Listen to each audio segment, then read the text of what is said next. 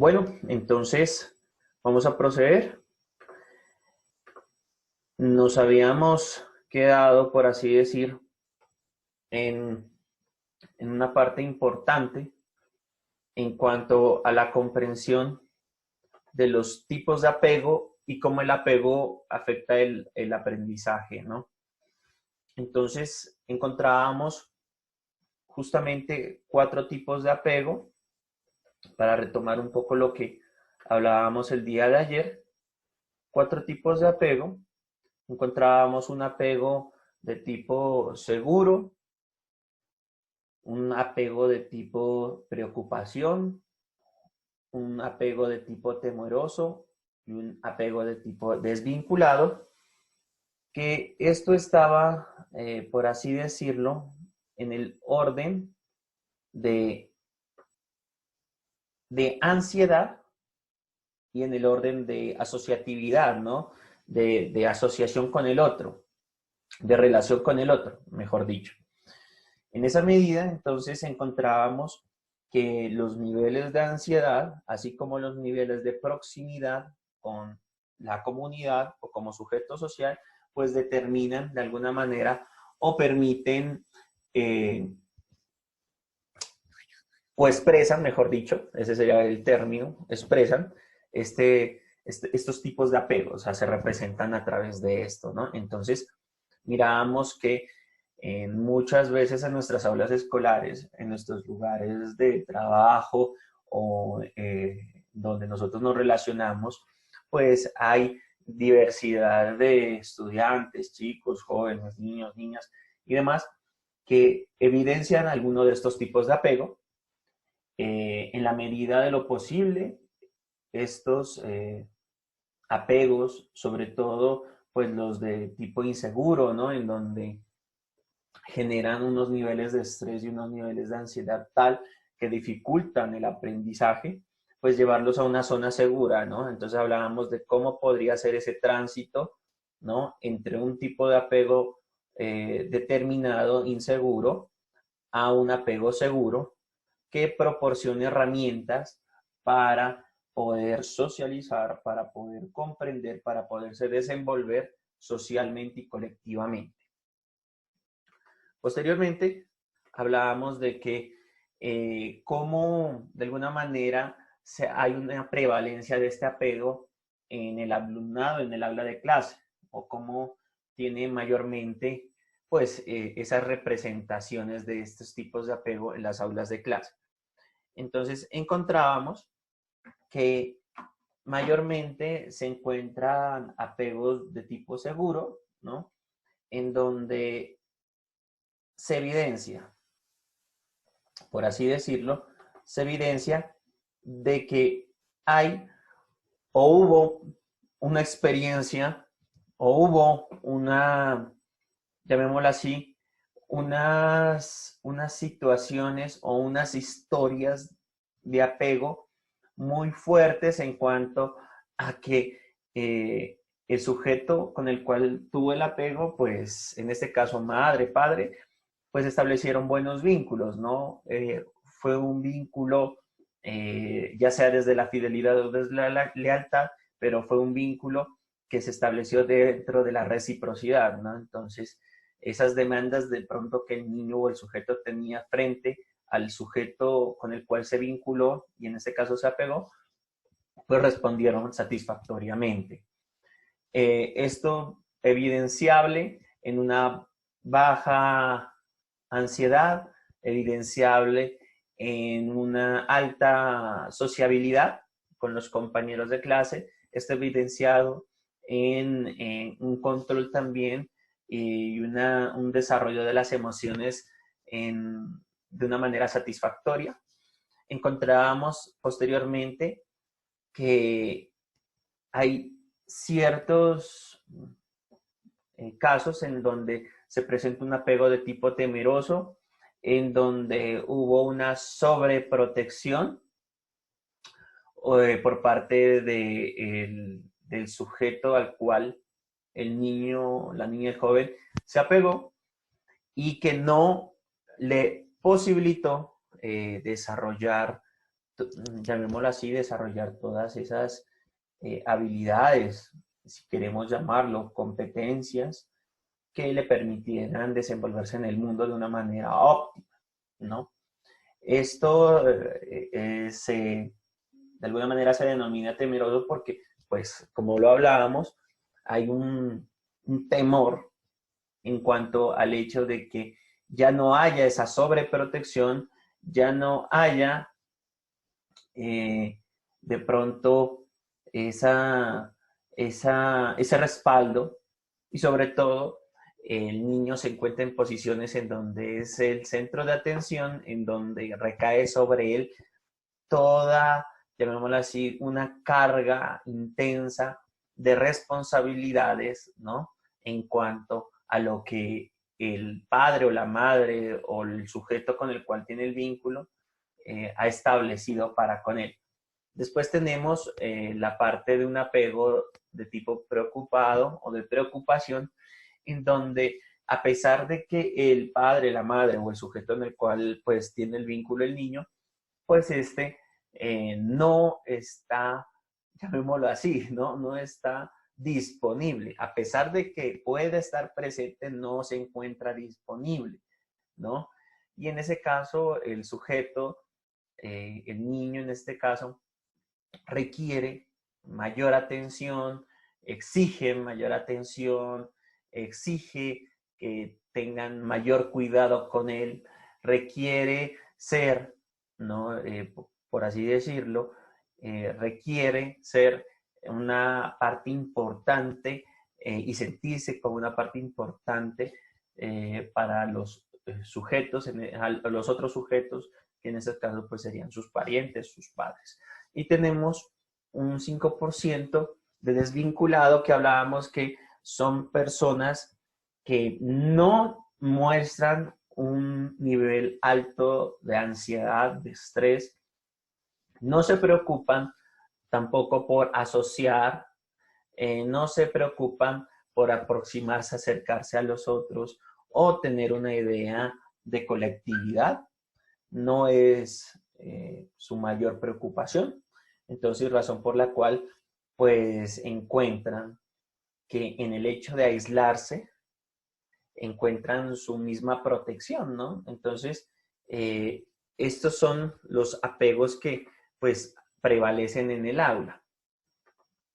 Ahora bien, miramos que el apego afecta el aprendizaje, obviamente, en cuanto a que hay ciertos factores que determinan cómo efectivamente este apego incide, ¿no? En cuanto a toda la información que recibimos, todas las experiencias que generamos, todos los procesos analíticos, reflexivos que pues estamos realizando. Entonces encontramos primero que debemos entender que el cerebro se ubica desde dos ideas, un cerebro racional y un cerebro emocional. Un cerebro racional que efectivamente lo que hace y que está en la corteza prefrontal, lo que hace este cerebro racional es el uso de funciones ejecutivas, es decir, la praxis, la práctica como tal, ¿no? Y tenemos un cerebro emocional que tiene que ver con todo lo que, llamémoslo así, todo lo que tiene que ver con las cuestiones del estrés, con las cuestiones de la ansiedad y cómo efectivamente estas afectan la ejecución de ciertas prácticas. Es decir, entonces a un nivel de estrés determinado, a un nivel de ansiedad determinado, obviamente las funciones ejecutivas se van a realizar de pronto no de las maneras más apropiadas. No se van a, pues se van a realizar, se van a malograr, ¿no? Entonces, ustedes ven que cuando uno está nervioso, que cuando uno está ansioso, pues a veces no coordina lo que piensa con lo que dice, a veces, pues, bueno, hay personas que todo el tiempo lo hacen, ¿no? No piensan lo que dicen, pero muy normalmente por así decirlo, en un sujeto ideal, pues las emociones implican también la manera como efectivamente se puede llevar a la ejecución algo. Entonces, personas que se ponen muy nerviosas al momento de tener que socializar, personas que a pesar de tener unos conocimientos, una experiencia, difícilmente la pueden proyectar en funciones ejecutivas, lo pueden hacer. Entonces, esto tiene que ver precisamente cómo afecta, ¿no? En este caso particular, cuestiones como el apego en, primero, en las reacciones de ese cerebro emocional y posteriormente la ejecución de estas funciones por parte de este cerebro racional. Entonces, hablábamos también ya aterrizado este asunto al aula de clase en cuanto a que es importante fomentar en el ámbito educativo, considero que tres ideas, ¿no? Primero, una idea que tiene que ver con el conocimiento sobre la teoría del apego. Dos, promover y proporcionar y aproximarnos a investigaciones que tengan que ver con este tipo de teorías, que tengan que ver con todas esas relaciones, con todas esas dinámicas entre profesor y estudiante. Y tercero, unas prácticas que permitan no solamente identificar, sino que adicionalmente a ello permitan comprender cómo es que este componente del desarrollo socioafectivo pues implica de maneras diversas los procesos de aprendizaje, asimismo los procesos de enseñanza. Entonces, en este caso, podemos encontrar como unas pautas que nos permiten establecer ese vínculo seguro en el aula. La primera de ellas, la primera de ellas tiene que ver con lo siguiente: aumentar la sensibilidad y las interacciones cálidas y positivas con los estudiantes.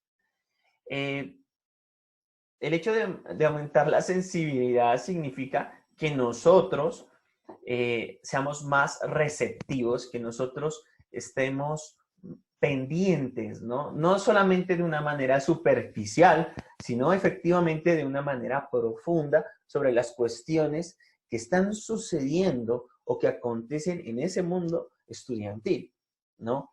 ¿Cuáles son esas motivaciones? ¿Cuáles son esas razones que efectivamente hacen que el estudiante se comporte, el estudiante aprenda, que el estudiante observe, que el estudiante se relacione con el mundo de una manera determinada?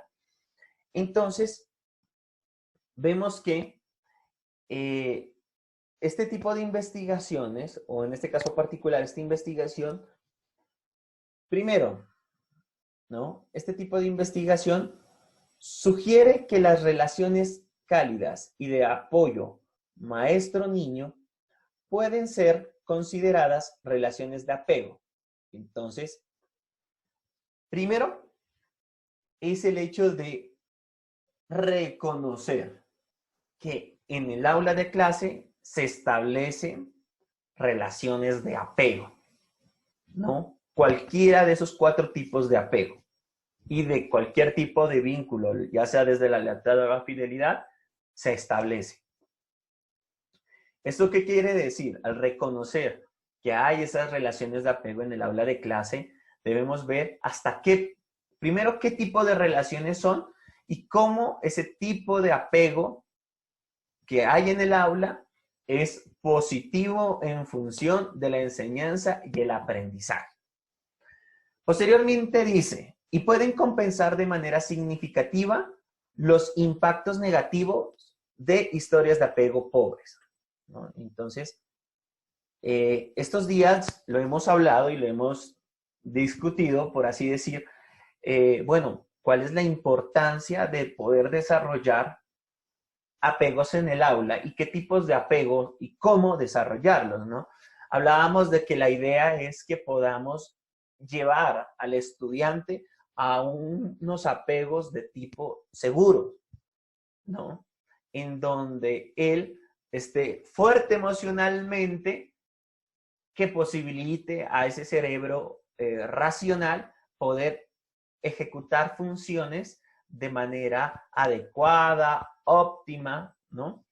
Y que se desarrollen en ellos ideas que propendan por una alta colectividad, asociación y unos niveles de estrés y de ansiedad bajos o moderados.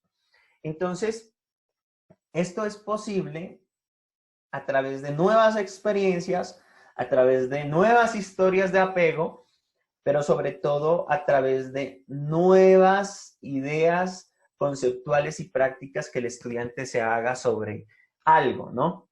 Entonces, si nosotros tenemos una historia de apego, el estudiante tiene una historia de apego sobre la educación, que la educación no sirve para nada, y es un discurso que fue transmitido transgeneracionalmente, llega un punto en donde nosotros podemos generar experiencias significativas en el aula de clase que permitan o posibiliten, ¿no?, al estudiante comprender cómo efectivamente tiene otro sentido el hecho de educarse o de formarse, ¿no? Entonces, ¿qué implicaciones también tiene que nosotros podamos, ¿no?, compensar esas experiencias pobres de apego o esas historias de apego pobre?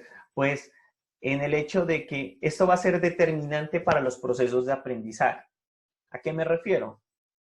Como bien lo estudiamos, aquellos apegos de tipo temoroso o pobres, ¿no? O, perdón, de aquellos apegos de tipo temeroso o de aquellos apegos, ¿no?, que de alguna manera son negativos, por así decirlo, pues estos apegos interrumpen a nivel emocional, irrumpen a nivel emocional, crean un elevado nivel de estrés, un nivel de ansiedad que repercute en acciones o prácticas, ¿no? Entonces no permite la concentración, no posibilita el entendimiento, se le dificulta leer, abstraer ideas, se le dificulta relacionarse con los otros, y esto afecta el aprendizaje.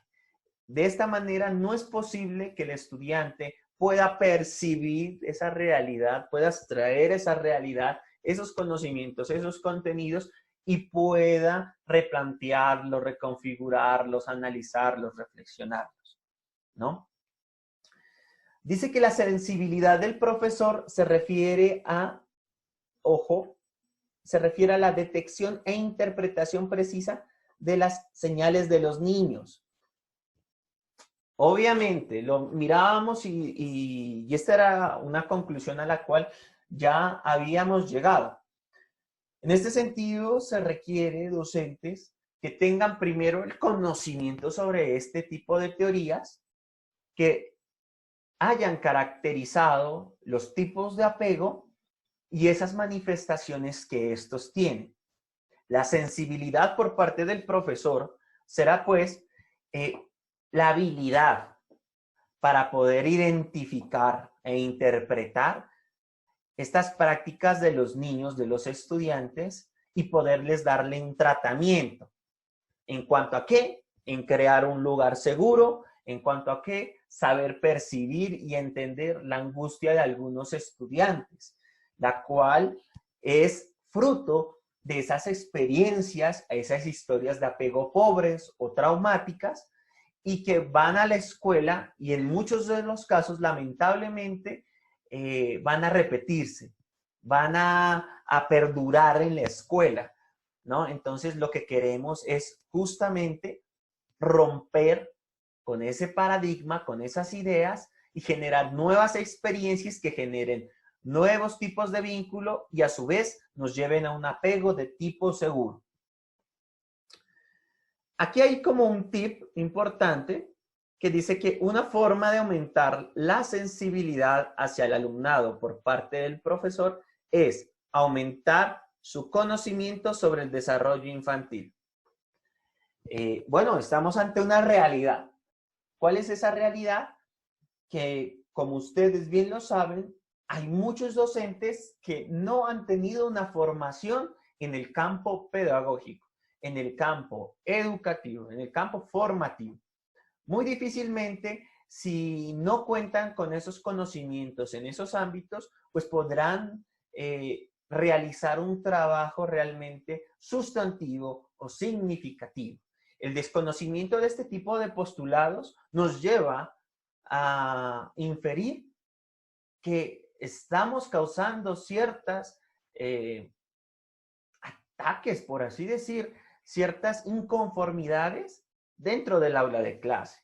Porque realmente lo que vamos a hacer es juzgar a un estudiante, juzgar a un joven, juzgar a una señorita por la manera como realizan unas prácticas que tienen una razón de ser, pero que nosotros lastimosamente, como no comprendemos esta cuestión de las teorías del apego y de los vínculos, pues lastimosamente no daremos mayor atención, sino que entraremos en un papel de juzgar y atacar a estos estudiantes que se comportan por fuera de los parámetros que nosotros hemos delimitado como normalidad. Desafortunadamente, en muchas facultades de educación se dedica muy poco tiempo a contenidos sobre el desarrollo infantil. Ayer lo hablábamos, yo les decía que cada vez yo veo que es menos en los contenidos curriculares, en los pensum académicos de los programas de licenciatura, este tipo de asignaturas, ¿no? Pero que son fundamentales al momento de querer comprender o entender todo lo que implica la manera como nosotros aprendemos, cómo nosotros racionalizamos, cómo nosotros nos relacionamos con el conocimiento y obviamente que lo hacemos en una función. Si bien en un primer momento desde la individualidad, del reconocimiento de nosotros mismos, pues obviamente se proyecta desde la generalidad y la colectividad, ¿no? Entonces, tenemos justamente estas primeras apreciaciones. Ahora bien, un segundo punto nos habla sobre preparar bien la clase y mantener altas las expectativas de los estudiantes. Bueno, hablábamos de que esto son unas recomendaciones sobre qué hacer en el aula de clase, ¿no? ¿Qué es lo que debemos propender hacia nuestras prácticas, ¿no? ¿Cuáles son esos elementos que muy posiblemente nos van a permitir poder desarrollar experiencias sustantivas significativas de aprendizaje y permitan ubicar a los estudiantes en unos apegos seguros, en una construcción humana, en una construcción de su personalidad que atienda de manera integral todo lo que es el acontecimiento del conocimiento, de lo social, de lo cultural. Esta es una forma en que los maestros demuestran que se preocupan por los logros de los estudiantes, además de aumentar la sensibilidad y ser receptivo. Entonces, yo les hablaba de que hay muchos docentes que no tienen la formación a nivel pedagógico, no tienen la formación a nivel educativo, no tienen la formación o la experiencia que les permita, ¿no?, organizar una clase con todos los elementos necesarios, con todos los elementos sugeridos para el buen funcionamiento y desarrollo de la misma. Y parece de pronto algo un poco extraño en cuanto a qué, en cuanto a que se cree que por tener el conocimiento disciplinar, pues es muy fácil esa transmisión de conocimientos. Entonces, yo soy un ingeniero, abogado, arquitecto, lo que sea. Yo desde mi saber disciplinar aparentemente puedo transferir esos conocimientos que yo tengo a los estudiantes. Y parece ser que no le dan importancia al hecho metodológico, al hecho pedagógico, al hecho educativo. Entonces, es muy complejo y yo lo he tenido que vivir con algunos compañeros, algunos colegas, tanto en la parte pública como privada, desde primaria hasta niveles superiores, en donde tienen un conocimiento muy bueno sobre un campo, sobre un área específica, pero muy difícilmente se hacen entender. Muy difícilmente los estudiantes aprenden de esa experiencia que han tenido con él, ¿no? Entonces, vemos que efectivamente no se logra una transposición didáctica de un conocimiento teórico, de un conocimiento, de un saber sabio a un saber práctico. Aquí juega un papel fundamental una triada, tres elementos clave. Hay un conocimiento científico, un conocimiento disciplinar, un conocimiento teórico, el cual es estudiado por el docente lo adquiere y el docente transmite ese conocimiento al estudiante. Pero, lastimosamente, en este caso, en donde los docentes no tienen la formación pedagógica y educativa, muchos docentes lo que hacen es transferirlo tal cual como está ese conocimiento a los cuadernos, a los blocs de notas, actividades a veces sin ningún sentido. Y no toma o tiene en cuenta los conocimientos previos que ya tienen los estudiantes, las experiencias previas que ya tienen los estudiantes, el tipo de vínculos y apegos que ya han generado los estudiantes, las ideas e imaginarios que ya tienen los estudiantes.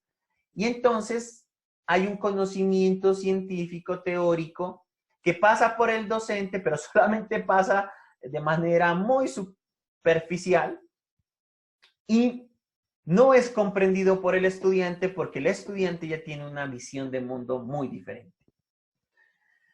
Wetzel encontró que los estudiantes de secundaria sintieron que sus maestros se preocupaban por ellos si ayudaban académicamente a cada estudiante, como preguntar si necesitaban ayuda, los llamaban por su nombre, se aseguraban de que entendieran el contenido, enseñaban de una manera especial y haciendo que la clase fuera interesante, ¿no? Entonces, por eso yo me preocupo por ustedes para hacer mis clases bien. Pero bueno, yo me preocupo en general por todos los grupos que tengo, ¿no? Pero miren lo que hace Wetzel, ¿no? Wetzel dice que aquellos estudiantes que sintieron que tenían un apoyo, una ayuda por parte de sus docentes, pues posibilitaron desarrollo de apegos seguros, ¿no? Entonces, aquellos docentes que se preocupaban por ellos, aquellos docentes que tenían una mayor cercanía a través de la mención de su nombre, aquellos docentes que tenían una preocupación máxima por la comprensión de los contenidos por parte de sus estudiantes, aquellos docentes que innovaban en el hecho didáctico, pedagógico, lo que les comentaba anteriormente, y hacían que esas clases fueran más significativas, generaban experiencias significativas en clase, los estudiantes tenían mayor probabilidad de generar apegos de tipo seguro. Entonces, ahí ya tenemos una primera clave que nos va a permitir pues entender este panorama, ¿no? Ahora bien, tenemos un tercer punto que dice usar una disciplina basada en la inducción en lugar de coerción o coercitiva, ¿no? Entonces, entendemos el hecho de la disciplina y cuando hablamos disciplina se nos viene a la cabeza maltrato físico, maltrato psicológico, se nos viene rigidez, se nos viene toda una carga, llamémosla así, simbólica, ¿no? De agresión, ¿no? Muchas veces la disciplina, inclusive decimos disciplina y se nos viene a la mente la cara de nuestros coordinadores o de nuestros jefes o cosas por el estilo, ¿no? Pero en este caso hay que hacerse una idea de la disciplina, pero no desde ese castigo, no desde esa opresión, no desde esa, llamémosla así, desde esa agresión, si queremos mencionarlo de alguna forma. Entonces, esto, ¿qué implica, no? ¿Qué implica el hecho de cambiar el concepto de disciplina como castigo, como obligación, como regla, como norma, como agresión, como opresión?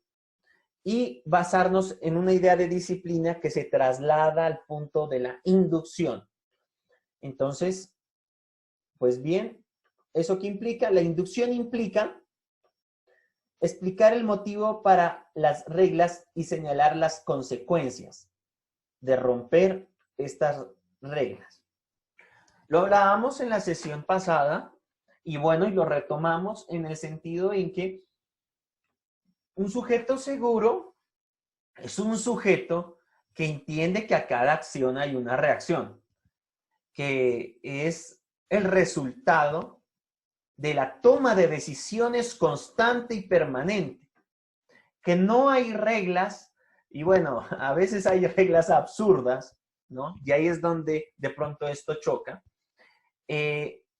donde efectivamente hay reglas que son necesarias para el buen desarrollo de los procesos. Por ejemplo, si no hacemos silencio en un salón de clase, muy difícilmente podremos atender. Si no respetamos al otro, muy difícilmente podremos convivir. Son reglas que parecen obvias, pero que realmente se basan en justificantes o argumentos, llamémoslo así, claros.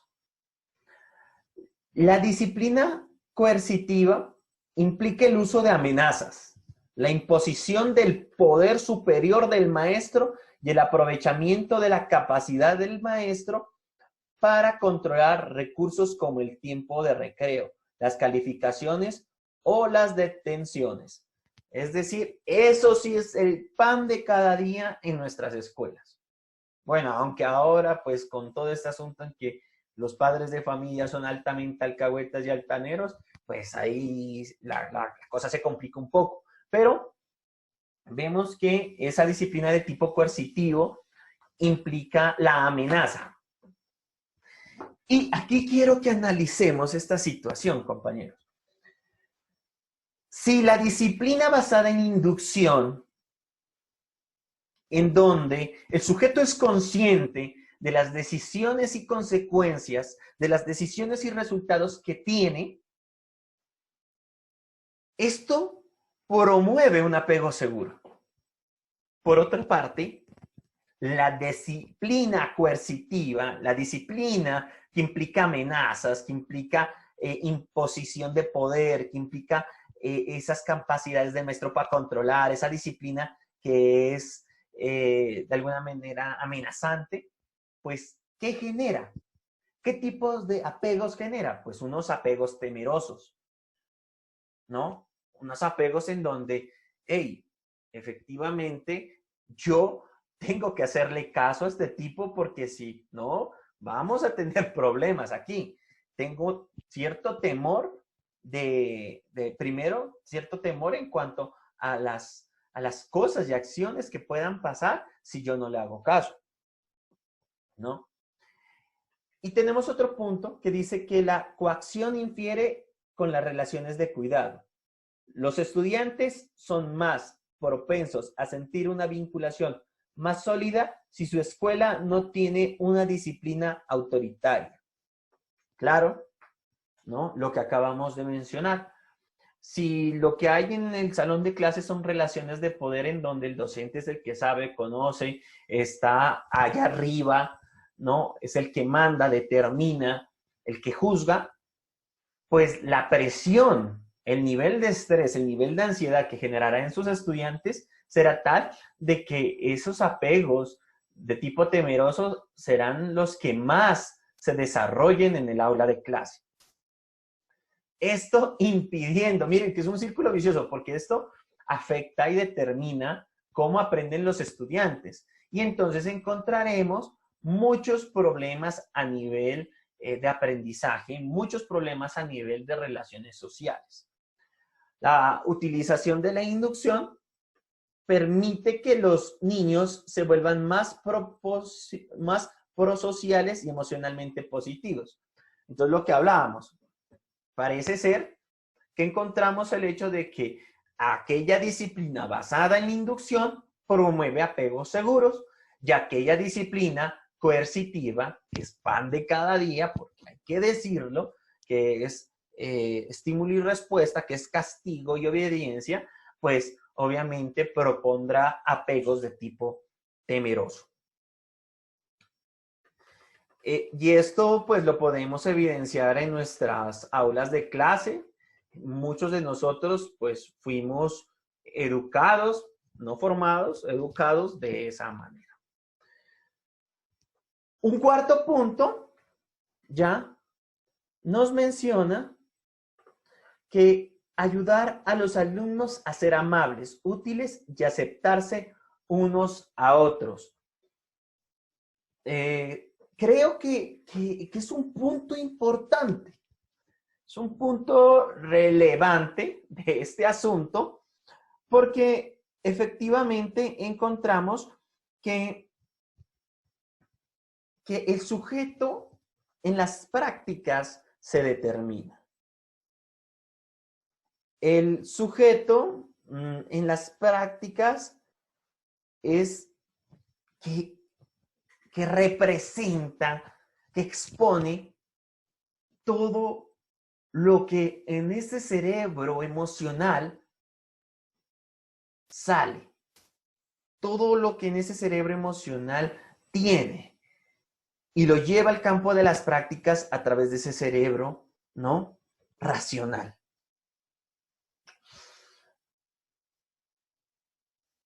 ¿Cuál es el sentido de ser amables? Hablábamos de los vínculos que se establecen, del significado que tiene para los niños, estudiantes, jóvenes y demás, el sentirse parte de algo, el sentirse relacionado con algo, con alguien, y la importancia sustantiva que radica en el hecho de la aceptación bajo nuestras características, potencialidades y defectos. En esa medida, se menciona que la cultura de pares es clave para crear un vínculo con la escuela. Los estudiantes tienden a sentir un mayor vinculación si los compañeros y compañeras se llevan bien entre sí. Pues miren que muchos de los problemas inclusive, no sé si se darían cuenta de esto, pero cuando yo estaba en el colegio, en el 11, cuando estaba en grado 11, había 3 grados 11, ¿no? En el nivel 11 había 3 grados 11, el 11.1, el 11.2 y el 11.3. Y el 11.2 era el peor 11.2 que esa institución había conocido. Y también ese 11.2 era el de las peores calificaciones, el de los peores procesos. Entonces, muy posiblemente esos problemas tenían que ver con el tipo de relaciones entre compañeros, interpersonales entre compañeros del mismo grado, ¿no? Entonces, habían subgrupos, unos grupos peleaban, discutían frecuentemente con otros, no había acuerdo con relación a ciertas ideas, no había respeto hacia el otro, no había, por así decir, no había un sentimiento de amistad, de colectividad. Entonces esto repercutía ¿en qué? En que en experiencias de aprendizaje no podían ser desarrolladas, procesos de atención eran fallidos. Entonces, vemos que necesitamos o requerimos de que el aula de clase sea un espacio de encuentro desde esos puntos en los cuales nos podemos relacionar con el otro, podemos llegar hacia el otro, podemos vincularnos con el otro, pero asimismo tienen que ser espacios de mucho respeto, de mucha aceptación, de mucho entendimiento de la diversidad, ¿no? De mucho entendimiento de lo diferente, ¿no? Y esto tiene que hacerse sobre el plano de que todos somos iguales, no homogéneos, todos somos iguales, pero también somos diversos y diferentes. La cuestión de la humanidad y la cuestión de el sentirnos humanos debe propender hacia cómo nosotros reconocemos al otro, cómo nosotros nos comportamos con el otro. Entonces, un aula de clase donde hay un espíritu colaborativo, cooperativo, pues será un aula en donde muy posiblemente se puedan desarrollar apegos de tipo seguro. El comportamiento prosocial de los estudiantes se puede fomentar mediante la construcción de un fuerte sentido de comunidad en la escuela y la creación de un clima de aula de cuidado, donde los maestros son cálidos, usan una disciplina inductiva, fomentan la cooperación entre los estudiantes y usar un estilo de enseñanza democrático. Entonces, vemos que si bien el docente es un líder, comprende toda esa serie de experiencias pasadas que han perfilado los tipos de vínculos y apegos que tienen sus estudiantes, propende por generar experiencias significativas que movilicen a los estudiantes hacia apegos seguros y hace que los estudiantes puedan en colectividad tener juicio, valor, tener liderazgo, tener compañerismo, pues estamos hablando de que procesos significativos harán presencia en esa aula de clase. Procesos significativos en donde el aprendizaje colaborativo, en donde el conocimiento a partir de la experimentación colectiva, a partir del reconocimiento de los aportes del otro, pues van a ayudar, van a funcionar en esa aproximación al conocimiento, tanto disciplinar como a las prácticas, ¿no? Entonces, miren, a mí me gusta mucho el fútbol y yo siempre lo he dicho y estoy de acuerdo con el hecho de que porque un futbolista se va a un equipo o se quiere ir a Europa o se quiere ir a Inglaterra a probar suerte, porque usted en cierta medida va a adquirir y ganar habilidades en esos lugares donde hay mayor experiencia, donde hay mayor calidad, donde están los mejores del mundo, ¿no? Entonces, de esto depende, ¿no? Y bueno, va a sonar rarísimo, pero también podríamos llevarlo metafóricamente hablando a ese dicho popular que dice que el que anda con lobos aullar aprende, y es verdad. Entonces, un colectivo, un grupo de clase altamente competitivo, altamente humano, racional, altamente emotivo, altamente, llamémoslo así, con unos lazos de afecto importantes desde la seguridad, pues va a generar en cada uno de los miembros de esa colectividad, pues unas habilidades, va a generar unas competencias, va a generar unos procesos de aprendizaje significativos que va a buscar ese desarrollo y ese mejoramiento permanente. En esa medida, ¿no? Vemos cómo, ¿no? Esa calidez del maestro, esa disciplina inductiva, esa cooperación entre estudiantes y esa enseñanza democrática, pues tienen unos puntos importantes a favor. Se puede favorecer que los niños se vuelvan más prosociales al brindarles oportunidades de cuidarse y ayudarse unos a otros. Sí, hay que establecer esas relaciones de liderazgo los unos con los otros. Es esencial, ¿no? Tenemos también el hecho de que primero, el estudiante tiene que reconocer que lo importante y lo fundamental es la condición humana, ¿no? Que si yo sé más, yo sé menos, que si yo tengo, no tengo, no. Es la condición humana la cual todos, absolutamente todos, poseemos. Desde ese principio hay que propender por el hecho de, primero, el cuidado de sí, en palabras de Séneca, el cuidado que yo tengo de mi propia idea del yo. Posteriormente, puedo hacerme a cargo de ese cuidado y bienestar del otro. No obstante, implica ¿qué? Implica una seguridad permanente, equilibrada, para poderme relacionar con el otro y poder propender por su bienestar. Asimismo, se puede fomentar comportamiento prosocial a través del modelado, como felicitar a los estudiantes, respetando a los estudiantes y evitando herir sus sentimientos. Bueno, esto yo no lo hago, ¿no? Los estoy agrediendo a través de mis memes. No, mentira. Eh, pues vemos que primero que sí es importante el reconocimiento de esas acciones y actividades que tienen los estudiantes, ¿no? Creo que en cierta medida, y también lo hablo por experiencias propias muy cercanas, ciertos sujetos que no tienen el reconocimiento que creen que deben tenerlo, lastimosamente se vuelven personas,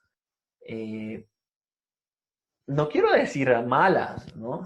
No sé hasta qué punto ser buena o mala persona acaba aquí, sino que tienen ciertas ideas en su mente, en su cabeza, sobre justicia, sobre reconocimiento, pero a sangre y fuego, ser muy coercitivos, ser muy vengativos, ser muy rencorosos, ¿no? Entonces, creo que allí también es importante que nosotros como docentes podamos establecer y decir con toda asertividad este tipo de reconocimientos, que los estudiantes puedan sentirse que van en un proceso, que van en un progreso, que van desarrollando unas habilidades y unas competencias. Es fundamental.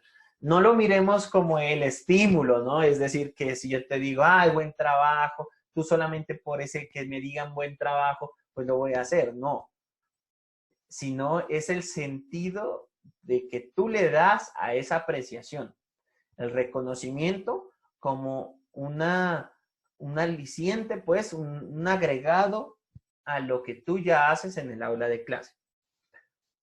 Se puede mejorar el comportamiento prosocial alabando y expresando gratitud como eres buena persona o realmente aprecio que te hayas tomado la molestia de hacer esto.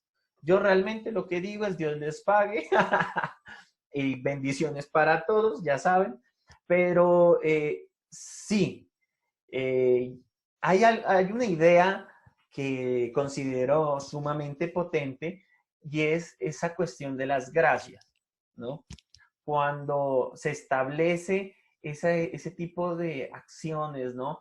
En donde el docente agradece al estudiante, mire que irrumpe en una relación de poder en donde es el estudiante el que siempre agradece al profesor su tiempo, sus conocimientos, su disposición, etc., etc., etc., no, sino que irrumpe porque el docente baja de ese peldaño en donde está ubicado, en ese lugar, en ese Olimpo académico, baja a mismo nivel estudiantil y reconoce que a partir, digamos, de esos aportes del estudiante, ¿no?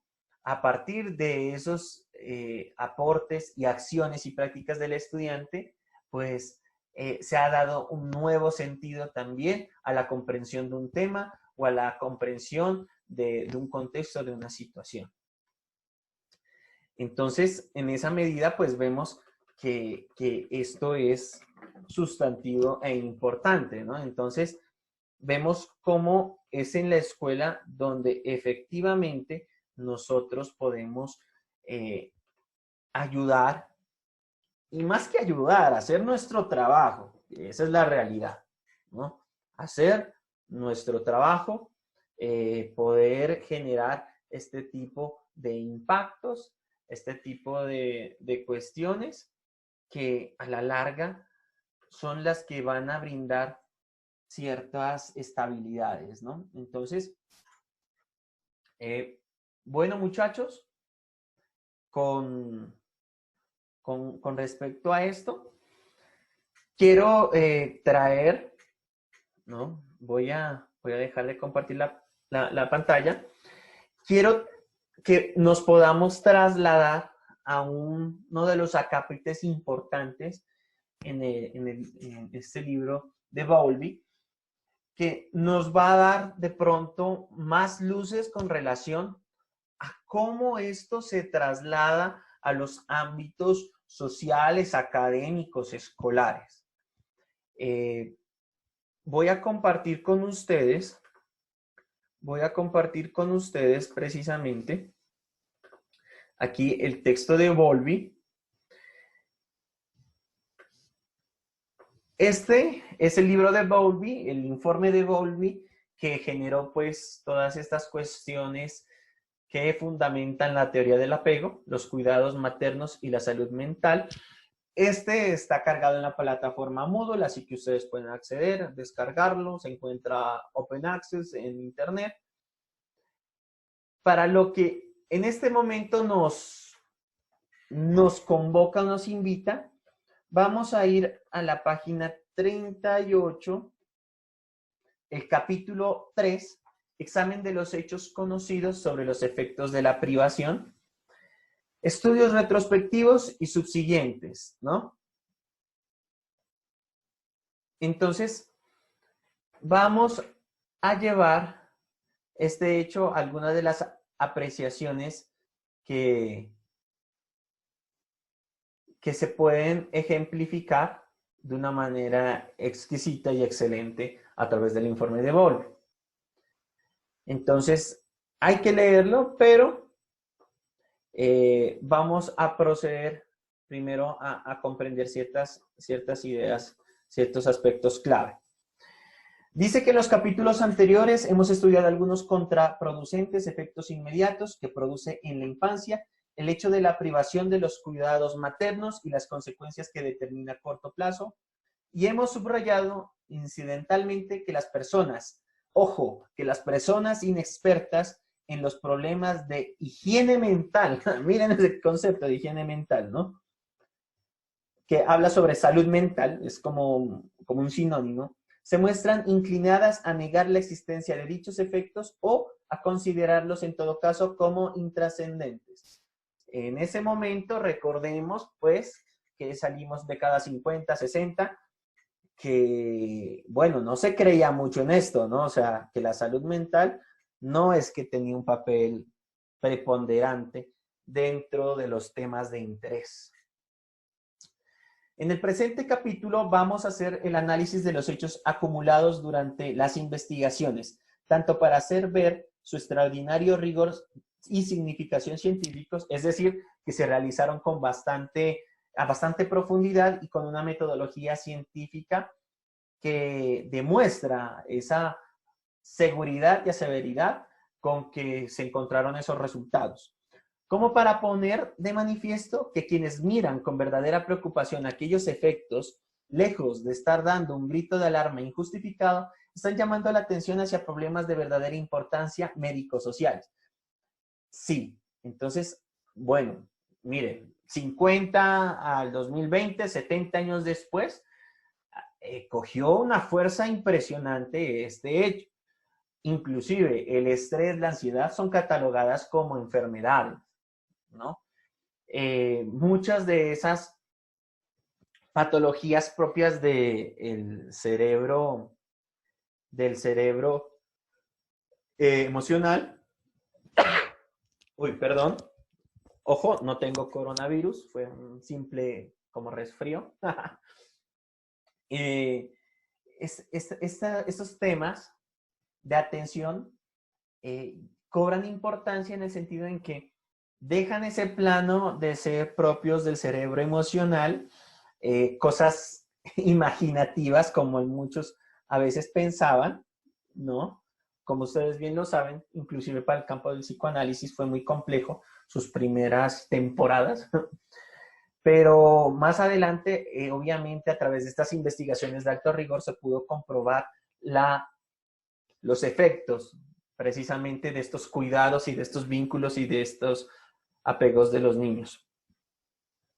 Donde los años inmediatamente anteriores a 1940, o sea, guerra, una sociedad bastante convulsionada, por lo menos a 6 de los especialistas independientes que se ocupan de los problemas de la infancia, les chocó, y miren, esto es, les chocó la sorprendente frecuencia con que los niños delincuentes habituales, desprovistos al parecer de sentimientos, hacía todo el mundo y muy difíciles de conducir, habían sufrido duras perturbaciones en la relación con sus madres durante la primera infancia.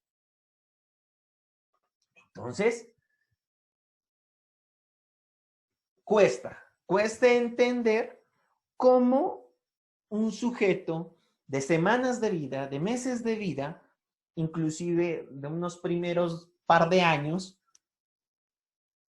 fue condicionado, fue determinado de manera tal que su personalidad, su conducta, sus prácticas están demarcadas por esas primeras experiencias vinculativas de apego con su madre en etapas de primera infancia. Entre sus poco agradables rasgos categóricos se encontraba la inclinación reiterada al robo, la violencia, el egoísmo y los desórdenes sexuales. Entonces, profe, ¿podemos entender que esas eran las manifestaciones de ese tipo de trastornos? Claro, que eran una representación de esas experiencias pasadas. Desde 1937, no han pasado ni 100 años, se han venido escribiendo muchos trabajos sobre el tema, algunos de ellos producto de investigaciones independientes y otros terminados antes de conocer los hallazgos hechos por los demás. Es que esto también implica, miren, investigaciones de largo aliento, ¿no? O sea, de mediano y largo aliento me refiero a que 1 año, 2 años, 3 años o 10 años, en donde estudias una población, en este caso, un niño desde sus edades tempranas hasta un joven, un adulto, y cómo éste se desarrolla. La unanimidad de sus conclusiones, a pesar de las circunstancias señaladas, da un sello de autenticidad notable a las mismas. Uno de los primeros casos, o sea, de investigaciones hechos en este grado, a este nivel y con todas estas características, es las de Levy, y todavía se consideran típicas, ¿no? Miren la experiencia. Quiero que, por favor, miremos la experiencia de Levy, que miremos justamente cuál es el aporte de Levy en esto. Levy dice lo siguiente: mi primer ejemplo lo constituye una niña de 8 años. ¿Listo? Niña, sujeto, 8 años, que fue adoptada año y medio antes, ¿no? Que fue adoptada. Tras su nacimiento ilegítimo, la niña, objeto de este estudio, fue pasando de manos de uno a otro pariente y más tarde entregada a un organismo de protección a la infancia e internada en un hogar infantil. Entonces, veamos la historia. Miremos esa historia de apego o miremos esa experiencia. Quiero llamarlo más experiencia. Me siento más cómodo desde el posicionamiento epistemológico de Dewey. Entonces, tenemos una niña de 8 años que fue adoptada año y medio antes. ¿Y cuál es la historia de esta niña? Que, primero, que es un un nacimiento que es por fuera de un matrimonio, es ilegítima, ¿no? Adicionalmente a eso, ninguno de los parientes se hace a cargo de la niña, sino que va pasando de uno a otro hasta que ya, yo creo que ya se acabaron los parientes y fue entregada a un organismo de protección y posteriormente internada en un hogar infantil. Aquí ya se empieza a desarrollar una idea sobre el abandono. Y una idea muy fuerte sobre el abandono, la verdad. Desde la idea también de rechazo, podríamos decir que es una idea emergente, la del rechazo, ¿no? Y que posteriormente una segunda idea emergente va a ser la soledad, el desprotegimiento.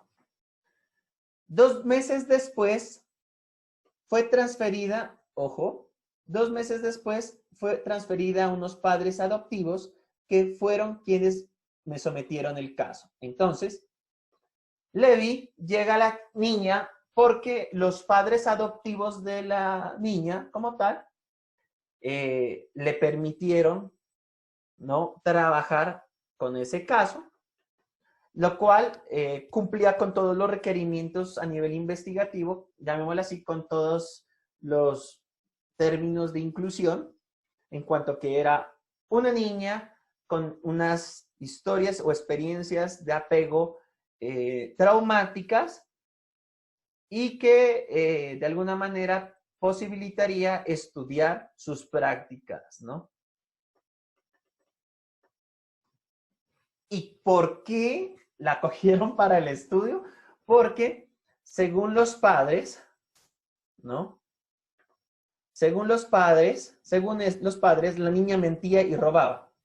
Entonces, la mentira y el robo muy posiblemente eran una manifestación de esas experiencias pasadas o de esas relaciones pasadas.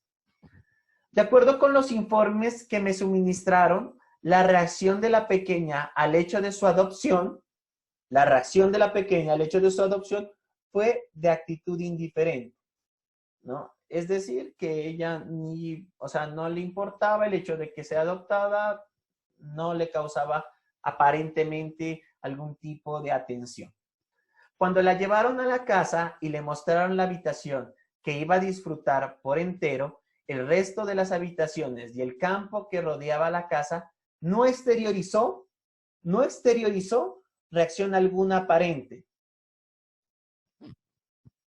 Y miren que el cambio fue brutal, a pasar de unas relaciones de apego en donde no tenía atención, donde no tenía o no cumplían a cabalidad las necesidades de ella, donde no había sentimientos de respaldo o sentimientos de afectividad, pasar a un lugar en donde tiene su propia habitación, en donde tiene esa serie de sentimientos, en donde le quieren, por así decirlo, y no reaccionar. Esto ya también establece el hecho de cómo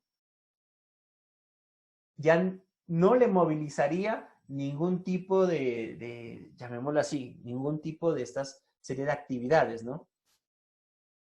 Dice, sin embargo, mostraba gran viveza y parecía afectuosa en lo exterior. Después de unas semanas de convivencia, la madre se quejó a su esposo de que la niña parecía incapaz de mostrar signo alguno de cariño. Entonces, vemos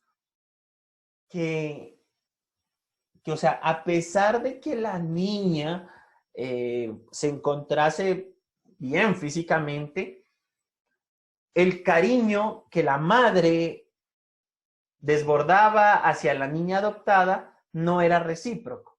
Entonces, la madre quería generar un apego tal que recibiera todo lo que ella en algún momento estaba pensando, ¿no? O sea, todos aquellos afectos de que ella estaba promoviendo. Tal vez, para usar las mismas palabras de la madre, podría darte un beso, pero eso no significaría nada. Entonces, vemos cómo la niña se le dificulta expresar cariño alguno.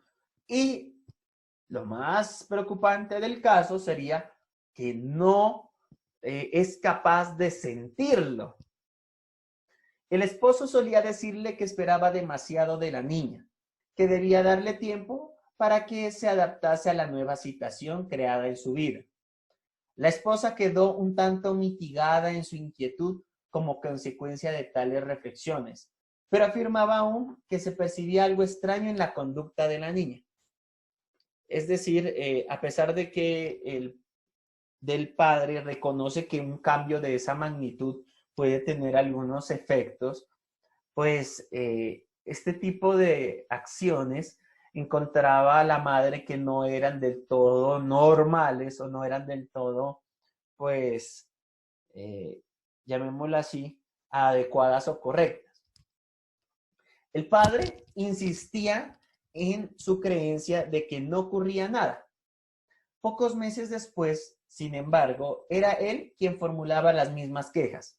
Por esa época fue cuando se dieron cuenta de que la pequeña se mostraba solapada y evasiva. Entonces, vemos, muchachos, varias representaciones, varias manifestaciones. Vemos, podemos comprobar, muchachos, comprobamos que tenemos una serie de prácticas o representaciones que nos permiten intuir que tenía un apego, ¿no? Ojo, que no podía desarrollar unos nuevos apegos o unas experiencias de apego con sus padres adoptivos, sino que vivía desde los apegos ya generados en experiencias anteriores, apegos temerosos, en donde no se me dificulta convivir colectivamente, se me dificulta expresarme, tengo miedo hacia lo nuevo, tengo preocupación hacia lo nuevo. Si yo me vinculo con mis padres adoptivos, voy a sufrir tal vez igual o más que cuando me han abandonado, me han dejado, se han olvidado de mí, que muy posiblemente ellos me van a volver a dejar en este orfanato y pues para qué desgastarme creando apegos o creando vínculos que más adelante pueden que ya no estén. Entonces, esta es como la idea.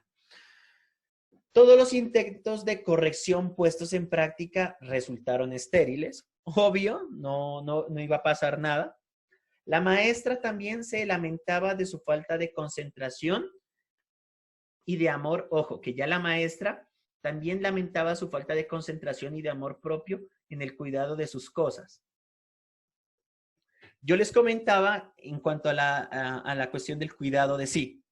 No es factible cuidar del otro si no tienes una idea sobre lo que tú eres, lo que tú significas y sobre cómo efectivamente desarrollar tanto en la teoría como en la práctica la cuestión del bienestar, ¿no? Entonces,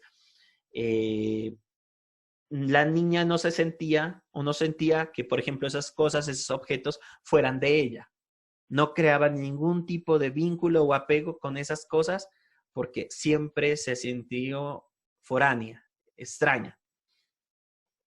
No obstante, gracias a su clara inteligencia, pasaba bien las asignaturas. Claro, ¿no? Ahí ya hay un elemento fundamental que es la inteligencia, en donde ella no socializaba con los otros, no le importaba vincularse afectivamente con los otros, pero sí tenía las capacidades para poder comprender unos conocimientos disciplinares, ¿no? Hacía amistades con los niños, pero sin llegar a intimar con ninguno, claro, porque le tocaba, ¿no? Y yo creo que ahí de pronto la palabra no es amistad, ¿no? De pronto se acercaba con los niños o se aproximaba hacia los niños, pero amistad ya pues es algo un poco más, creo que sustantivo, significativo, algo que implica mayor compromiso y esta niña no lo tenía. Después de 1 año y medio de convivencia con la paciente, Su padre vino a decir, no hay forma de hacerse con ella. Y la madre, ignoro hoy más que el primer día que llegó a nuestra casa. Lo que puede hacer en consecuencia, lo que puede haber en la conciencia de esta niña. No dice nunca lo que piensa ni lo que siente. Charla, eso sí, pero todo lo que dice es a flor de labios. Entonces, vemos ese relato de los padres, del padre y de la madre, en donde yo noto dos cosas. La primera de ellas es que los padres, ¿por qué adoptan a alguien? ¿No? O sea, ¿por qué se da esta cuestión de la adopción? Claramente porque necesitan tener simbólicamente una representación de afecto, de familia. Lo hablábamos en clases anteriores, ¿no? ¿Cuál es esa idea de familia que se genera? Miren desde esos tiempos, ¿no? Papá, mamá e hijos. Esa idea en los padres hace de que esta niña tiene que ser ideal, ideal en el sentido en que recíprocamente tiene que dar lo que ellos le están dando. Ellos le están dando amor, cariño, afecto, trasladado al mundo material. Es decir, tienes tu cuarto, tienes tus cosas, tienes tu estudio, ¿no? Nos tienes a nosotros.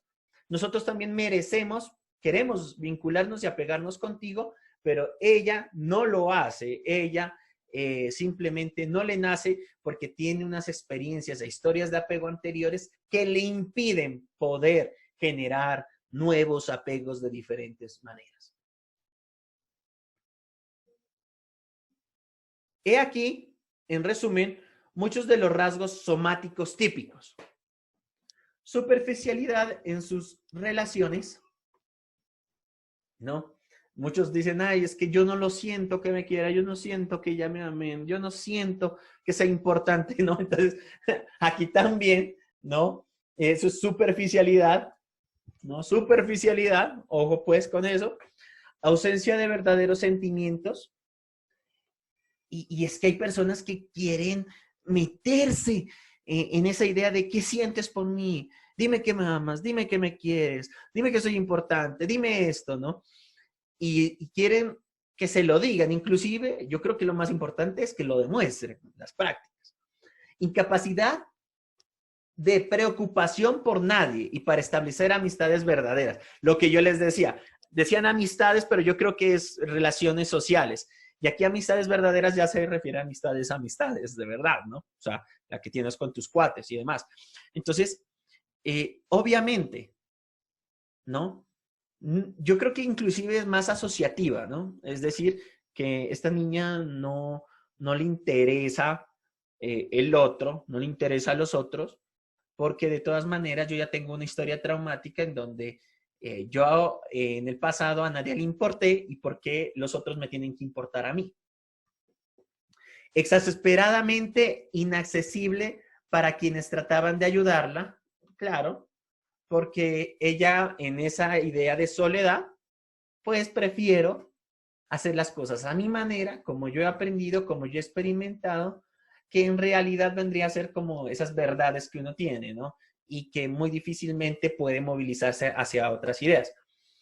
Falta de reacción emotiva ante estímulos en lo que es normal que haya. Curiosa ausencia de verdadero interés. Entonces, claro, miramos que a la niña le proporcionaban afecto, cariño, cosas materiales inclusive, y, y no significaba, no tenía reacción alguna, porque realmente la niña no podía establecer algún tipo de vínculo ni con las personas que dan las cosas, ni con los objetos que las proporcionan. Es decir, no podría sentir apego hacia una chaqueta, hacia un bolígrafo, su escuela, porque sus experiencias anteriores le impedían tener eso. Insinceridad y actitud evasiva, frecuentemente sin objeto. Entonces, muy difícilmente de tratar. Robaba, pero ojo que el robo no es en sí por la necesidad del objeto o del dinero o de las cosas. Robaba es en cuanto a ese llamar la atención, en cuanto a ese, no llamar la atención en el sentido en que, hey, mírenme, no, sino llamar la atención en cuanto a poder distinguir, ¿será que soy capaz de hacerlo? ¿Será que soy capaz de poder ir en contra corriente? ¿Será que soy capaz? ¿No? Y si soy capaz de esto, ¿de qué no seré capaz también? Entonces, es más en esa idea. Falta de concentración en el trabajo escolar. Claro, ¿no?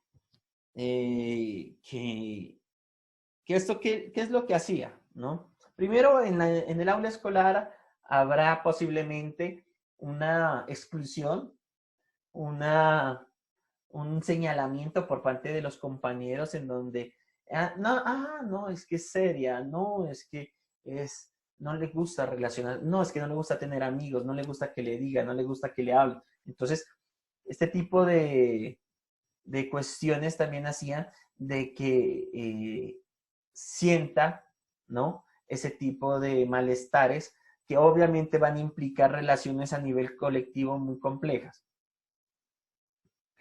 Esto en cuanto a esos rasgos somáticos típicos. Dice que el único detalle atípico en este caso es el buen trabajo escolar que la niña hacía, puesto que lo más frecuente es que éste resulte seriamente afectado.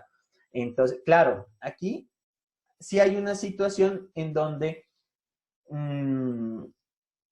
y sí es importante en donde, bueno, todo esto resulta, en la mayoría de los casos, en que sea un trabajo escolar deficiente, muy pobre, muy escaso, en donde como no te puedes concentrar, en donde no te sientes parte de un colectivo, en donde no quieres estar ahí, en donde no tienes inclusive una autocompasión, pues no tienes tiempo tampoco para poderte desempeñar académicamente. En este caso no fue así, no pasaba.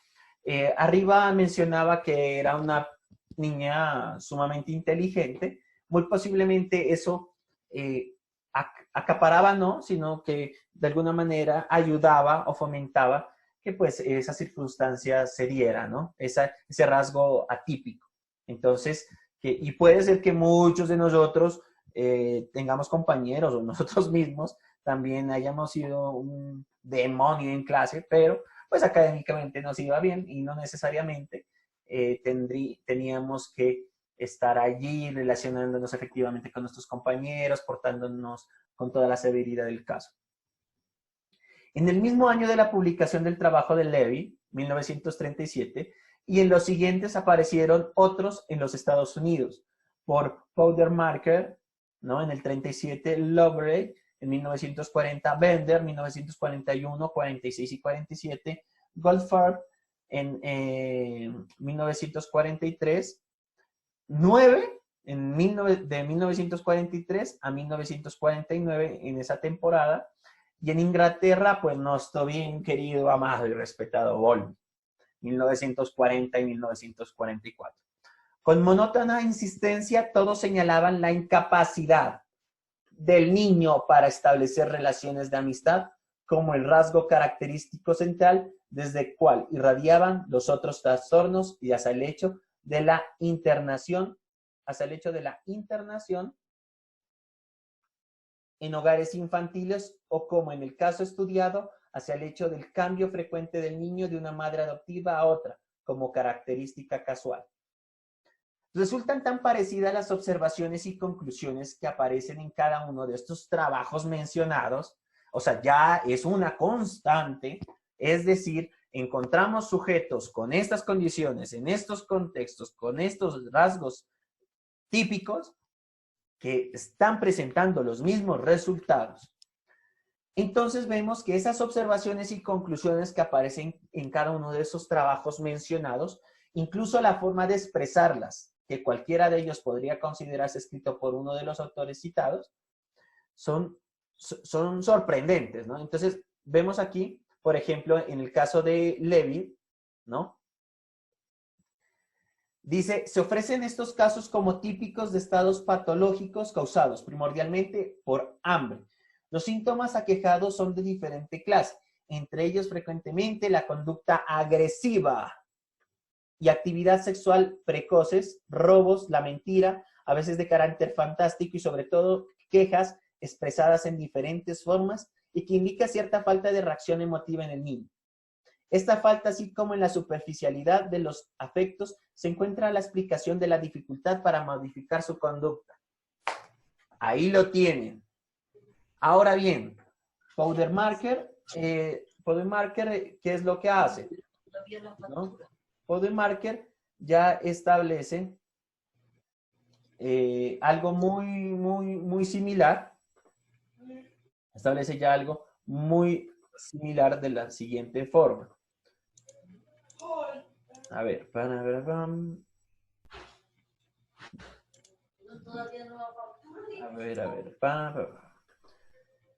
Apenas lo han de estar activando. Listo. Entonces, perdón que creo que a alguien se le activó el micrófono. Listo.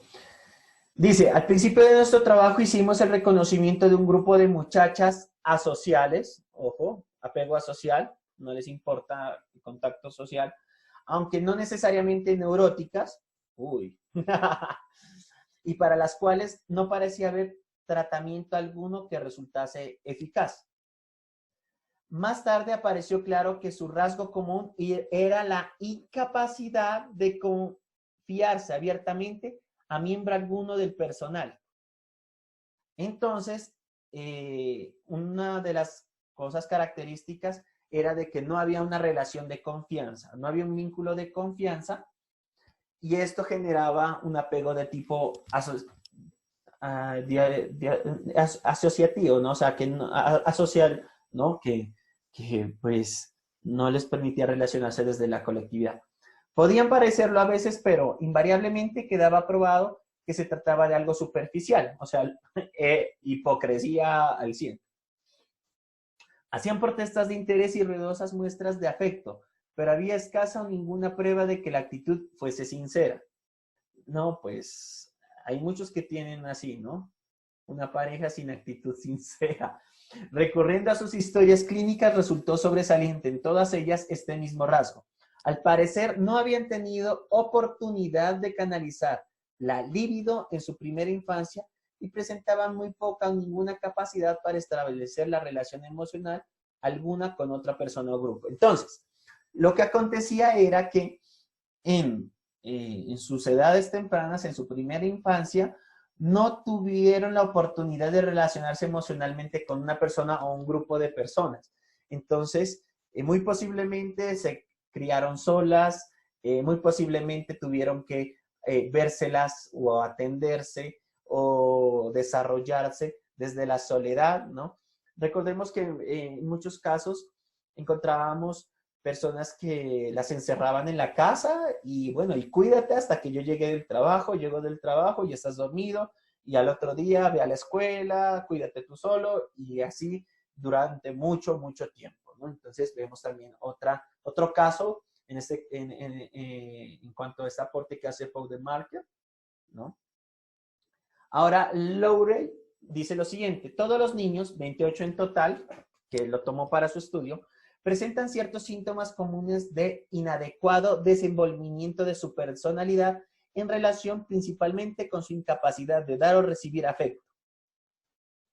Entonces es muy complicado porque los padres o los parientes o en este caso también aquellos que están encargados de ellos, pues ven el afecto o ven esas respuestas de afecto como un estímulo a su trabajo, como un reconocimiento a su trabajo. Entonces, cuando el niño agradece, cuando el niño abraza, cuando el niño da un beso, cuando el niño o el joven también tiene una respuesta afectiva, pues obviamente esto genera, ¿no?, un vínculo o proporciona un apego.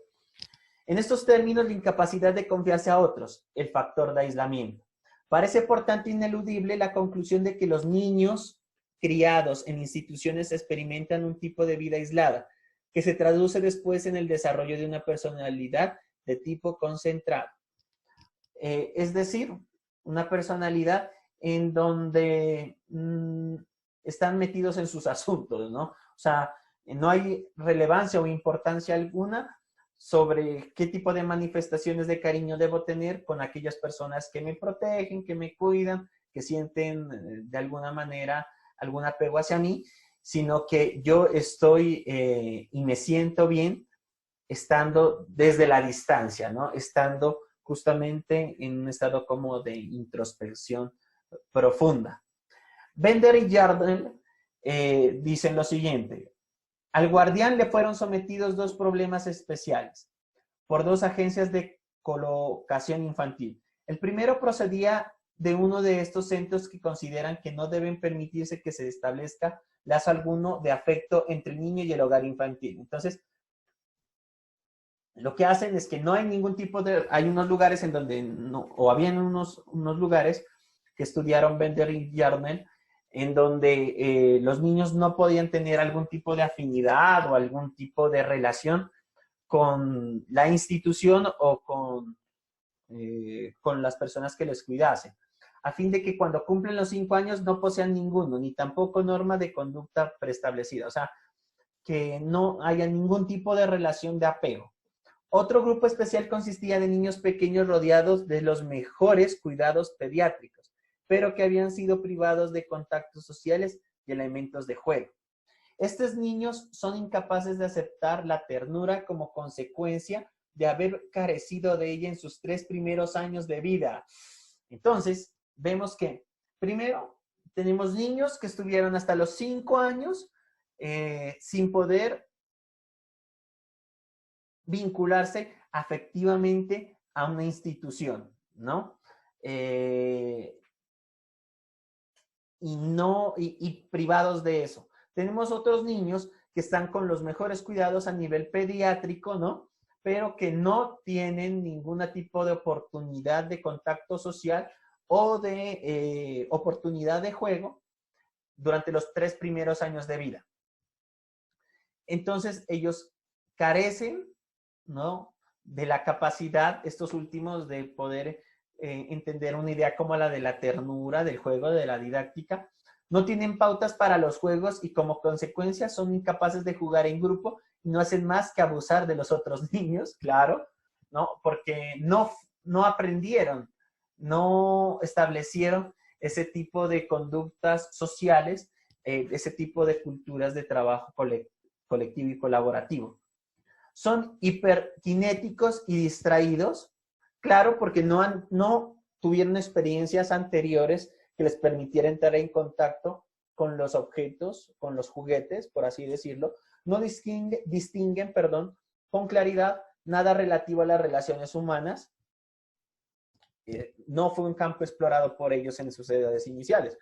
Este tipo de niños no reacciona en sentido de adaptación al grupo de hogar infantil y continúa siendo inquieto, agresivo y asocial. Entonces vemos cómo se relacionan como esas dos ideas, ¿no? Y vamos a ver el otro aporte de Goldfarb con respecto a su investigación. Dice que la hipermeabilidad de carácter y la limitada capacidad de relaciones amistosas son típicas en los niños que han pasado primeros años de vida en una institución. Y hay una pregunta, ¿será que la ausencia de la relación afectiva en la infancia hace el difícil o inclusive innecesario para los niños interesados en establecer más tarde relaciones emotivas? Entonces, miren que Goldfarb ya lo propone y de alguna manera ya pues lo visualiza, ¿no? De que allí hay una serie de complicaciones, que la infancia y las etapas iniciales y las relaciones e interacciones entre los sujetos, la madre, los sujetos y los padres, o esos primeros vínculos y tipos de apego, pues son importantes y determinantes. Y por último, entonces vamos a ver unas apreciaciones o una apreciación de Bowlby sobre su estudio. Dice que entre tanto Bowlby, apartado por el océano Atlántico de toda comunicación con estos investigadores, obvio que estas investigaciones se hicieron como en paralelo, formulaba en Londres las mismas observaciones, es decir, lo que hablábamos en un inicio, de que todos estos investigadores llegan a unos puntos de encuentro interesantes con relación a la importancia del desarrollo a nivel afectivo, socioafectivo, a nivel de apego, a nivel de vínculo, en las primeras etapas iniciales y cómo este determina las prácticas y las maneras de proceder de los sujetos en el desarrollo pues, de toda su vida. Las prolongadas interrupciones de las relaciones materno-filiales durante los 3 primeros años de vida dejan una huella característica en la personalidad del niño, es decir, pues tiene unas características y unas implicaciones en sus prácticas.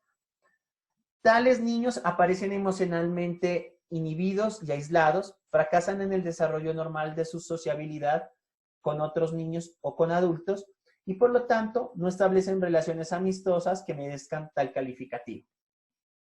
Es decir, no son relaciones amistosas, son simplemente uno que otra confrontación social. Es cierto que a veces son aparentemente sociables, pero si se penetra en esos sentimientos, se comprueba que carecen de hondura y de raíces. Es decir, no son realmente amistades, no son realmente vínculos, no son realmente apegos.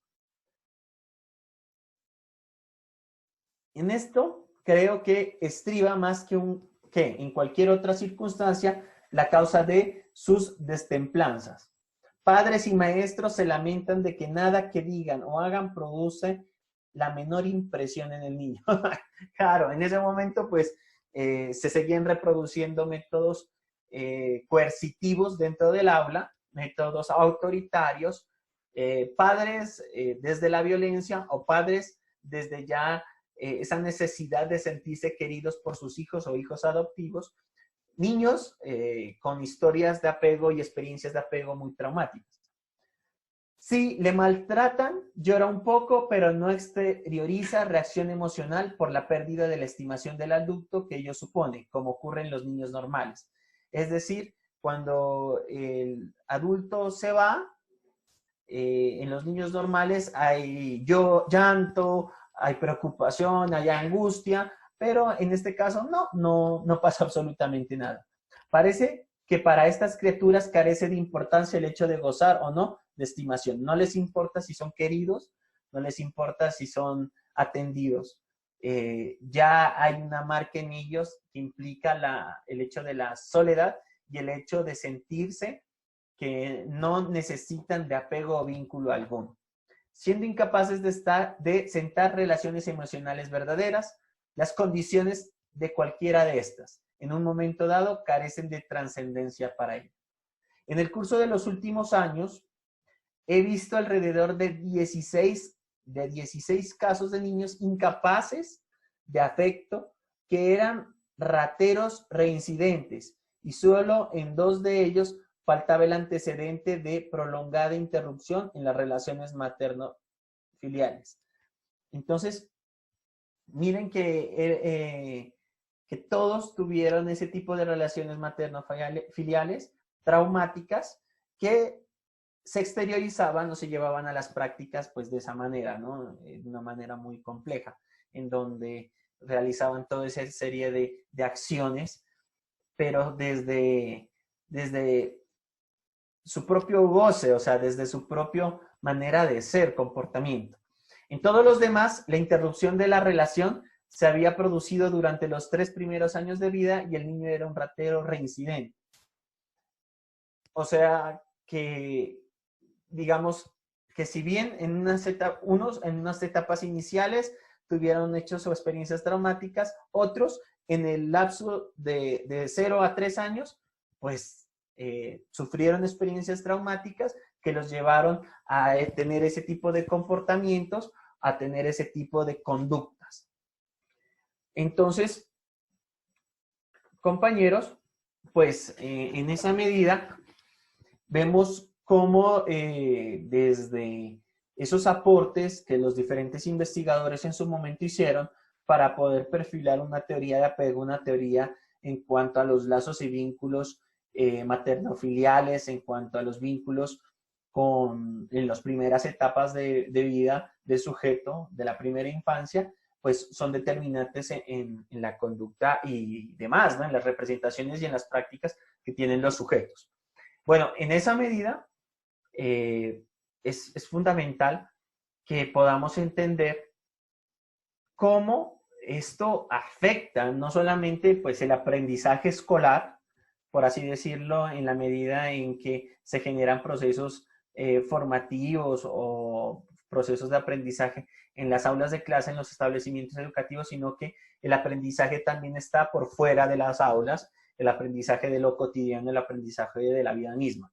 En esa medida, entonces, muchachos, hay que entender que cómo estas afectaciones, estas experiencias, la idea de cómo reacciona ese cerebro emotivo y ese cerebro emocional y ese cerebro racional y cómo las prácticas son una manifestación de las ideas que son una configuración resultante de nuestras experiencias pasadas con respecto a ciertos temas o ciertos ámbitos, pues son las que han determinado todas las maneras como tenemos, cómo aprendemos y cómo enseñamos. Entonces, bueno, para finalizar, vamos a hacer una ronda de preguntas, inquietudes para poderlas resolver. Y lo importante aquí es que podamos manifestar algunas de esas inquietudes, podamos atender algunos aspectos que les parece importante y podamos dar paso precisamente a una serie de, yo creo que de diálogos con respecto a cuál es ese papel y ese rol pedagógico, cuál es ese rol formativo de nosotros como docentes y ustedes docentes también en formación, ¿no? Entonces, vamos a dar paso a las preguntas, vamos a ir escribiendo nuestras preguntas, nuestras inquietudes y de esa manera, pues vamos a empezar a resolverla. Bueno, vamos a comenzar resolviendo las preguntas. Edison, ¿el apego de preocupación puede generar un trastorno obsesivo compulsivo? Creo que puede resultar en lo siguiente, ¿no? Hay que ver o hay que saber determinar cuáles son esas raíces de este tipo de trastorno, ¿no? Obsesivo compulsivo. Que si bien podríamos decir un apego de tipo de preocupación lo puede generar, sí, ¿no? Pero considero, y esto hay que tenerlo de pronto como ahí pendiente, considero que cualquiera de estos apegos puede generar este tipo de trastorno. Bueno, cualquiera de estos apegos de tipo temeroso, ¿no? Tanto el de preocupación, como el de temor, como el disociativo. Cualquiera de estos puede generar. El disociativo de pronto no tanto, pero sí se han visto casos. Pero el de preocupación y el de miedo, el de temor, sí. ¿Por qué?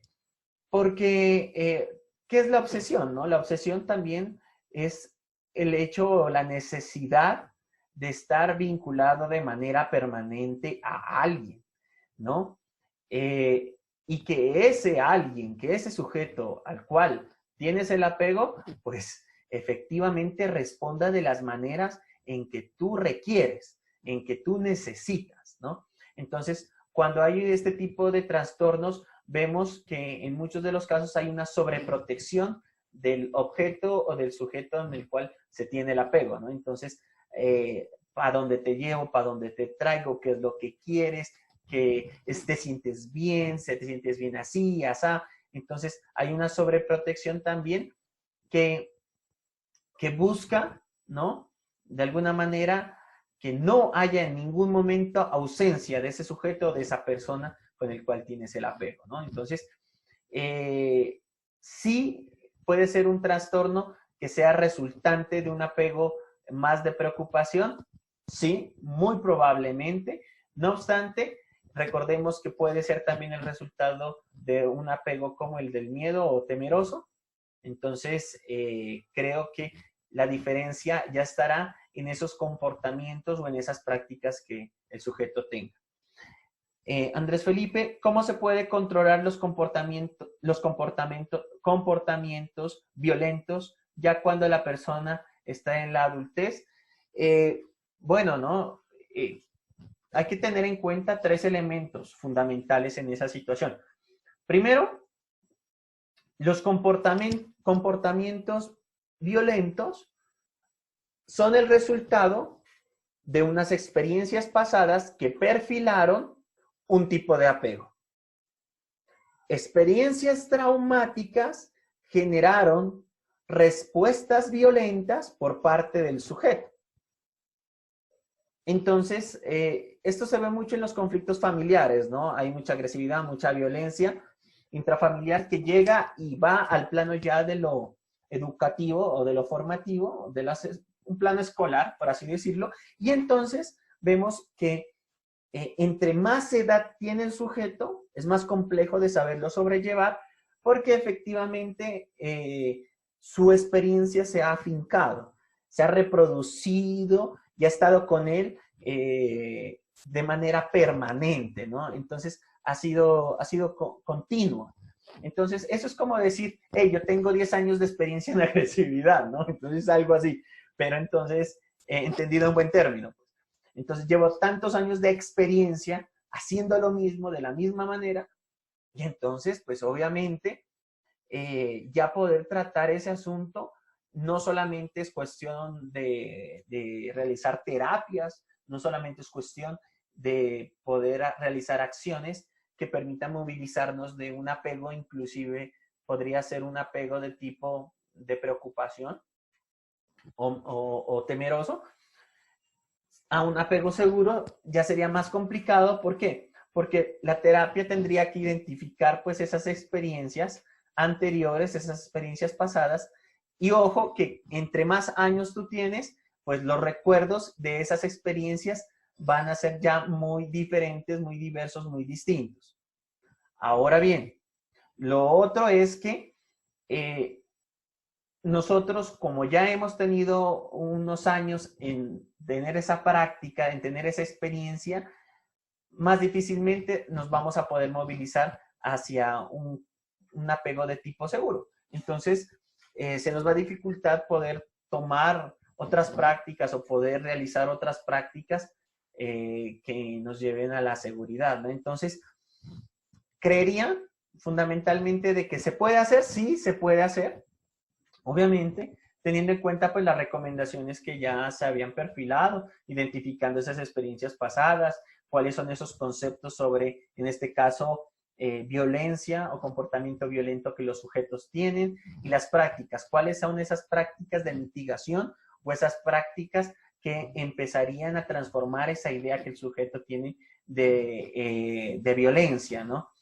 Es decir, en muchos casos la violencia empieza a ser como ese lenguaje el cual siempre fue parte de ellos, ¿no? O sea, desde la niñez, desde que ellos tienen conciencia o razón, pues la violencia siempre fue el lenguaje mediante el cual se entendían y se resolvían los problemas, ¿no? Entonces, vemos que si se puede controlar, más que controlar, se podrían atender, pero la efectividad de esa atención creo que estaría ya en cuanto a la claridad y al impacto de los procesos terapéuticos, ¿no?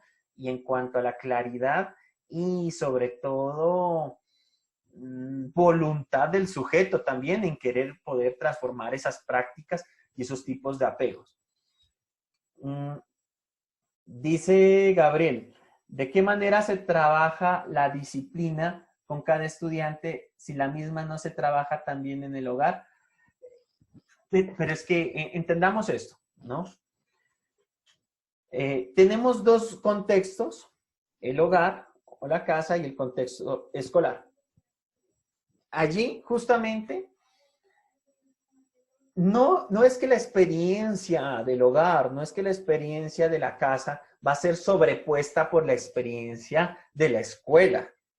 No, sino que son dos experiencias que tienen que coexistir, que convivir. Ahora me miraba dos memes que decían, ay, pero es que su niño no se porta así en el colegio, ¿no? Entonces, es un poco esto, o sea, que no podemos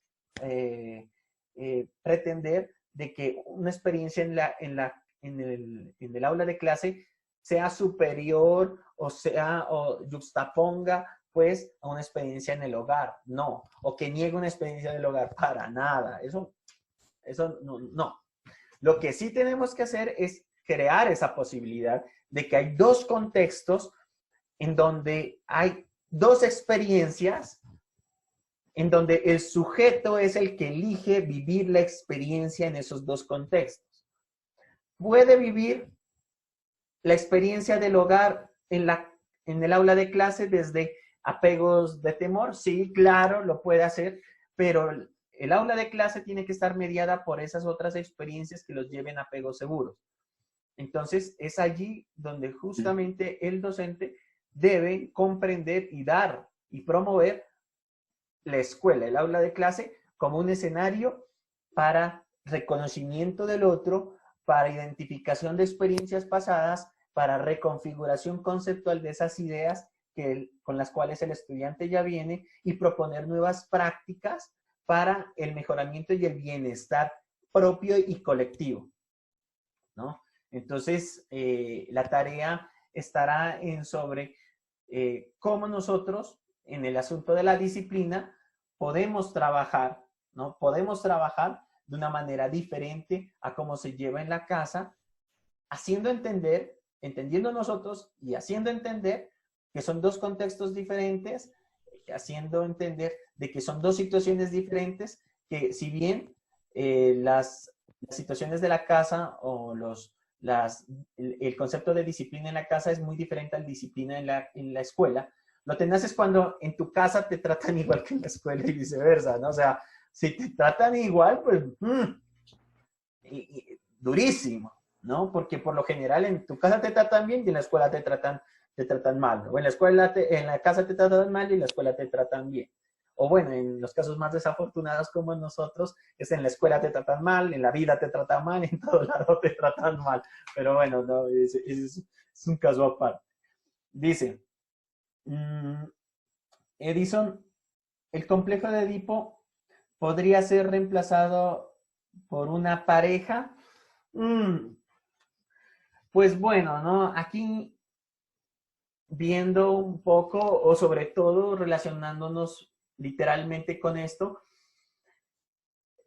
hasta cierto punto dicen que es normal, ¿no? Esta parte de tener el complejo de Edipo, ¿no? Entonces, son cuando se han establecido apegos con la madre, en este caso, o en el caso del niño con la madre, complejo de Edipo, en el caso de la niña con el padre, complejo de Electra, en donde el niño siente cierto gusto por su madre, cierto apego, pero ya es un apego muy intenso hacia su madre, en donde no quiere que nadie se le acerque, que es un sujeto absolutamente de su propiedad.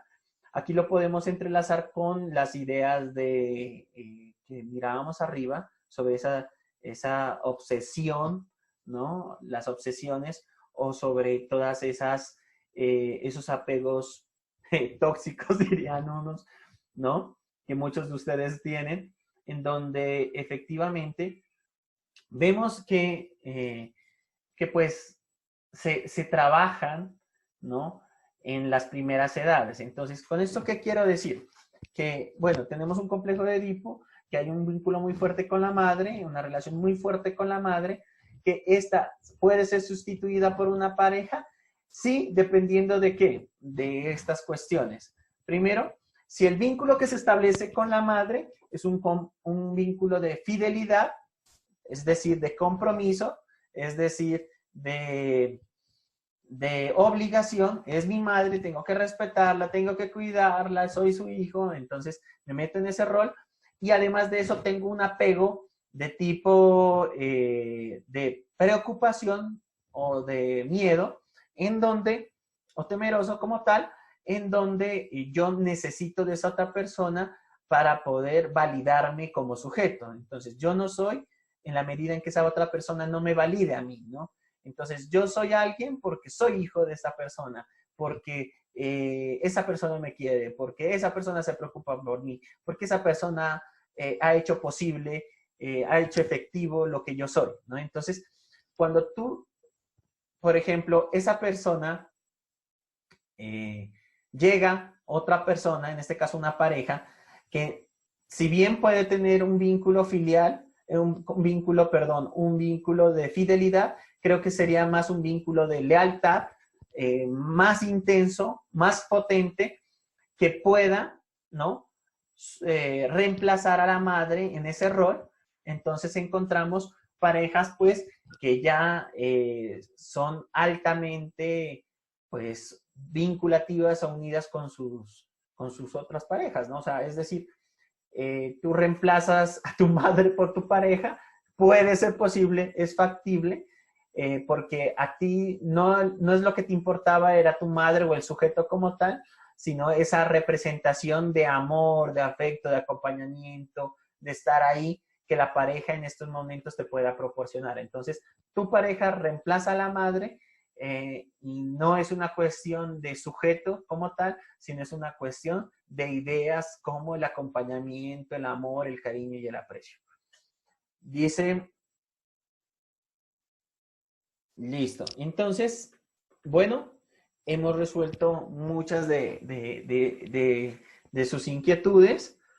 Espero que podamos seguir resolviendo algunas de estas dudas. Esto es fundamental en cuanto al paso que vamos a dar, en cuanto al hecho de poder entender cómo funciona el cerebro, ese cerebro de tipo racional en clave del cerebro emocional, y cómo esto afecta y determina muchos de los procesos, prácticas escolares y educativas que se tienen, ¿no? Entonces, agradezco a todos los participantes. Espero que podamos seguir sacando estos diálogos y conclusiones, y estaremos pendientes, pues, para otro video, otra sesión. Bueno, muchas gracias. Mi Dios les pague. Hasta una próxima y bueno, ya nos estamos viendo ya sea en las redes sociales o en el canal de YouTube. Muchas gracias.